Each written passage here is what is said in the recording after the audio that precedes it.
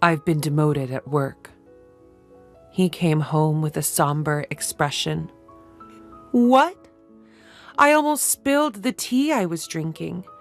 His company's performance has been poor recently, and I knew there were major personnel changes due to restructuring, but I never imagined it would hit Scott directly. Still, I think it's important to support him in times like this as his wife. Well, I guess we just had some bad luck. Times are tough, and I'm working too, so don't worry, I responded cheerfully. My name is Catherine, 50 years old. Currently, I'm working full-time in back office.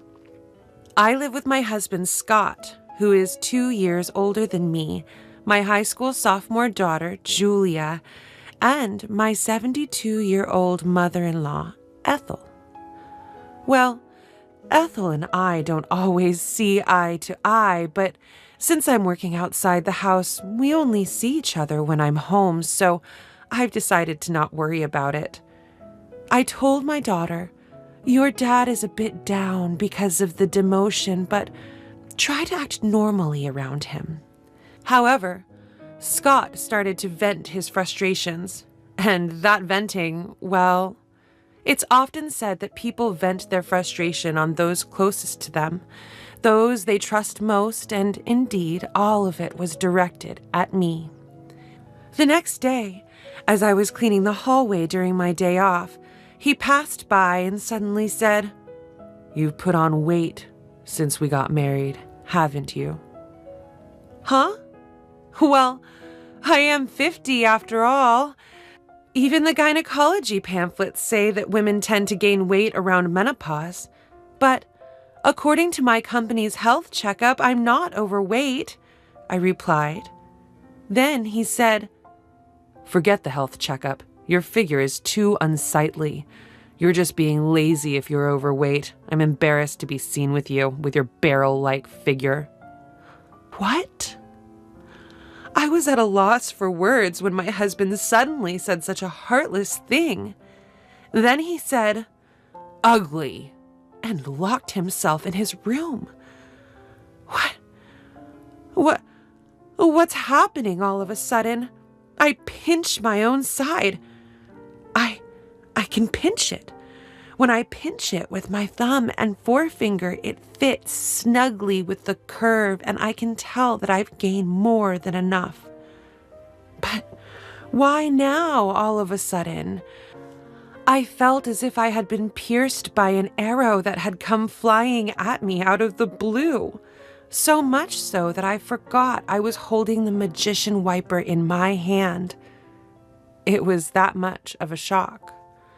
The wiper slipped from my hand, clattering loudly as it fell onto the hallway floor. From that day on, Scott's attitude towards me became increasingly harsh.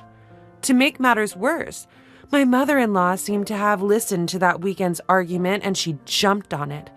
Then the power doubled. As I was climbing the stairs with a laundry basket, intending to hang the clothes, my mother-in-law descended from the second floor. No, she didn't descend. She just waited at the top of the stairs. She'd remark things like, "Oh, how awful. If only you weren't so fat, we could pass each other on the stairs. I wouldn't have to wait here because only one person can pass due to your obesity." Furthermore, when I served fried chicken for dinner, she'd say, "Isn't this what's making you fat?" and would remove my plate. She'd suggest that the three of us who aren't overweight should eat. My gynecologist told me, after middle age, you either get fat or you lose weight. But my mother-in-law was on the thin side. My mother-in-law was skinny like a dried-up tree. But I was still able to tolerate her petty harassment. Such nuisances had been commonplace, so I was somewhat used to it. What really pierced my heart was my husband's behavior. Since that incident, my husband, Scott, stopped talking to me. There was no thank you or that was delicious, even when I served him breakfast. He'd just silently eat and then get up. He'd silently enter and leave the bathroom. We still shared the bedroom, but he'd just turn his back and play with his smartphone. I couldn't stand being treated as if I were invisible. One night, in the bedroom, I gathered my courage and asked, "Hey, did I do something to deserve being ignored?" He responded, "Not really, but I just don't want to talk to anyone other than humans." He went on to say, "I don't want to be seen as a family with someone this fat. If you care about me, lose some weight." Huh? I was disheartened by his words. But it's inevitable after middle age, and you know it, right? Even though I walk 1.2 miles for commuting, I'm trying my best in my own way. Indeed, I was trying hard to combat the weight gain due to aging, but he coldly turned his back, saying, "If the results aren't showing, it's the same as not trying. Don't talk to me anymore." From then on, he truly stopped responding to me. My mother-in-law continued to tease me about my weight, and whenever meat, fruits, or rice were on the table, she'd question, "Are you allowed to eat that? Are you aware?" And I ended up being able to only eat salads and boiled vegetables. Scott just watched all of this without saying a word, only moving his chopsticks in silence. I may be at the end of my marriage. I began packing my belongings in my spare time. If I'm going to be treated as heir by Scott, then maybe it would be better to just become invisible. When I told my daughter, "I'm thinking about going back to my parents' house," she responded, "Yeah, I get it. I've seen Grandma and Dad always pick on you during mealtimes. It's hard to watch. I'll go with you, Mom. We can live in your parents' house and I can still go to high school from there." And now, tomorrow is the day when the demotion I've known about for a while kicks in, right after the winter break. Scott came over with a smile saying, "Let's have a drink, everyone, just this once." Starting tomorrow, the life without subordinates will begin for him. I wonder if he finds that unbearable. But by this time, I've lost the will to go along with it. Even his plastered-on smile is irritating. Scott says, "Let's have a nightcap during dinner. I'll make wine spritzers." This might be the first time he's spoken to me since the day after the announcement of his demotion. He adds, "Julia can have juice, and I'll make a wine spritzer for you too, Catherine." Then he places the prepared wine spritzers at 3 spots on the table. Strange. Why all of a sudden? When Scott turned his back for a moment to look for the TV remote, I sniffed the drink he had made. What? I smelled it faintly, but it was definitely that smell. I recognized the faint smell because I've used it in cooking before. How could he think to make me drink this? I won't stand for it anymore. My mother-in-law's harassment, being ignored by my husband, I'll pay them all back. The wine spritzer pushed me over the edge. "I'm sorry, could you get the camembert cheese from the fridge, Scott? It's from a local dairy farm and it's really delicious. I'm glad for the family time. Could you fetch it?" Thinking he should at least do that much when I expressed joy at family time, Scott headed towards the fridge. While he was away, and before my mother-in-law and daughter sat down, I switched my drink with the one on the seat to my right. The right seat, it was Ethel's seat. Scott returned with the cheese. "Well, now that we've got the snacks ready, I'll call Julia and mother-in-law. I said loud enough for them to hear. "Dinner's ready." The two of them made their way to the dining room and took their seats. Just a regular dinner. Except I didn't have any meatloaf or cornbread, salad, stew, chicken soup, and cheese, and wine spritzer. Julia was having juice. "Let's eat." Julia was the one who broke the silence. Scott and my mother-in-law remained silent. I sipped on the wine spritzer Scott had made. He was watching me closely. I smiled and said, "Yeah, it's good." "Huh." Scott murmured something under his breath, but I ignored him. I dug into the salad and then took another sip of the wine spritzer. Suddenly, a beam of red liquid shot out from my mother-in-law. It reminded me of Godzilla's fire breath. "Wait, what? Grandma, what happened?" My daughter stood up in surprise as some of the liquid splashed her salad. "Did you choke? Are you okay?" Julia grabbed a towel and quickly returned, but as she returned and handed the towel to my mother-in-law, who wiped her mouth. What is that?" Julia voiced out in shock. "Grandma, your mouth, it looks like spicy cod roe." My mother-in-law began to freak out. "Hey, this is spicy. What did you put in my drink?" she shrieked and lunged at me. I coldly brushed her hand away. It wasn't me. Scott made it. Being brushed off for the first time and hearing that Scott was responsible for the dish must have been quite a shock. "What?" my mother-in-law screamed, her lips still covered in sauce, then turned to look at Scott. He was shaking. I leaned towards Scott, resting my hand on the table to exert some pressure. "You thought you could hide it in the wine spritzer, didn't you? I could smell it a little because I've used it before. That was drop of hell, wasn't it?" Drop of hell.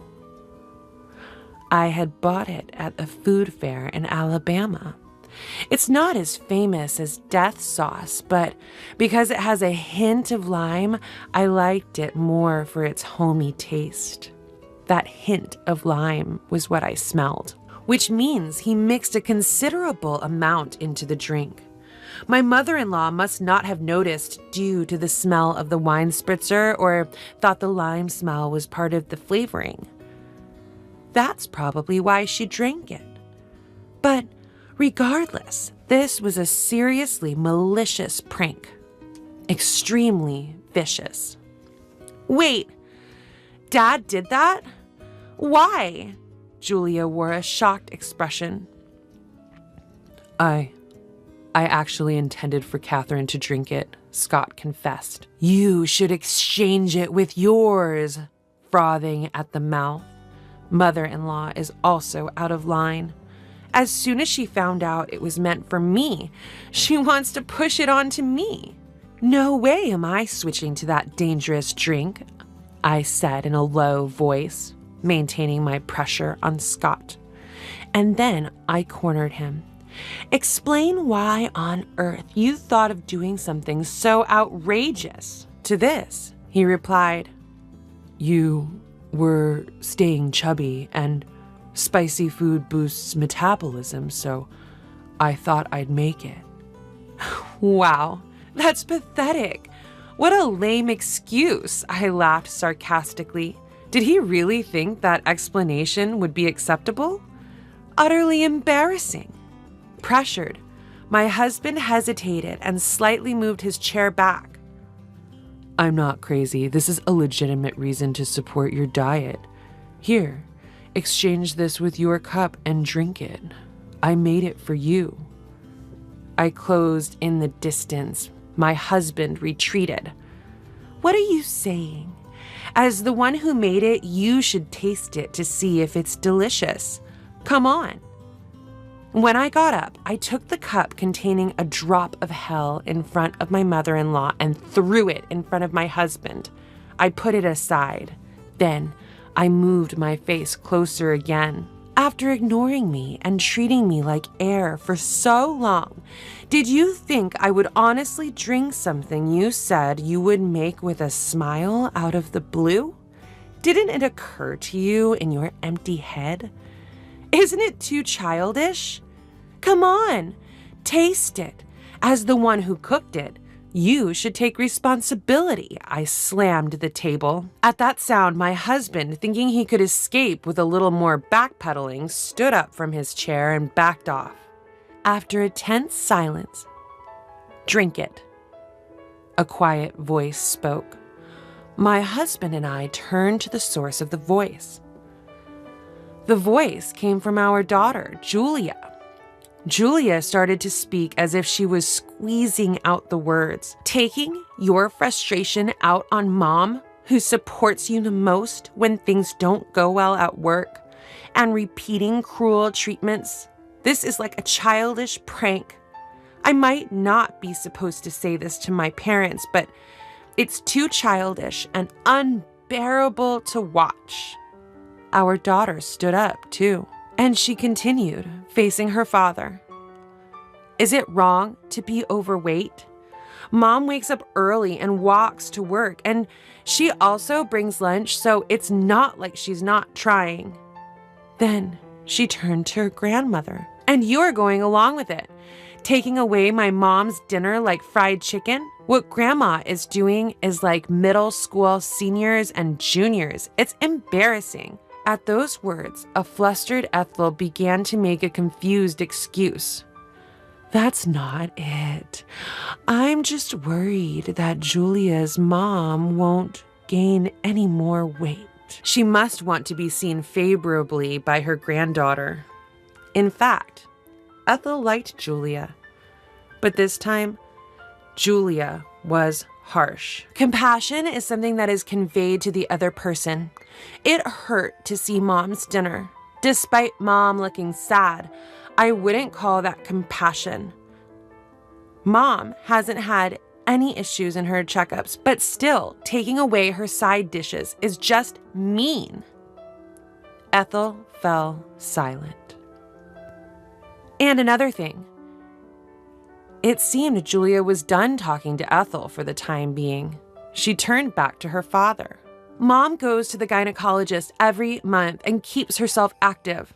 But despite all that, Dad just ignores her because she's put on some weight? What's his deal?"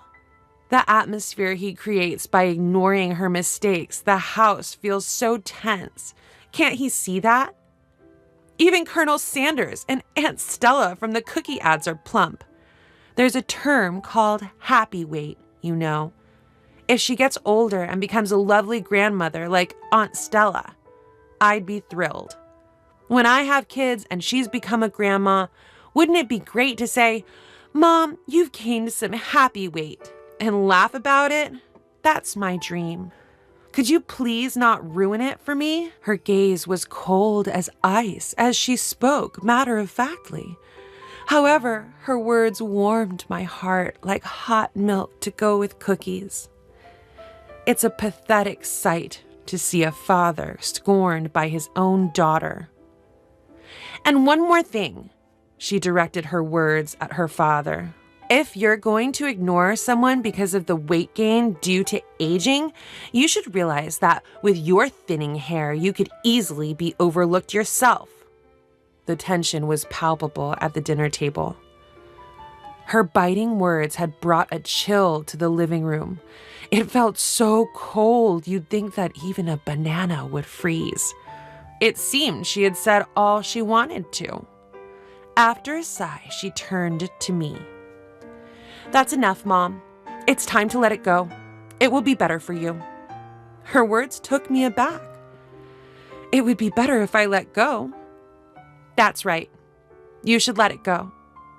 As I said earlier, my dream is to see you holding my child, saying you've gained some happy weight and laughing. For my sake, I want you to be happy because that's part of my dream. So please let it go. Be happy and fulfill my dream.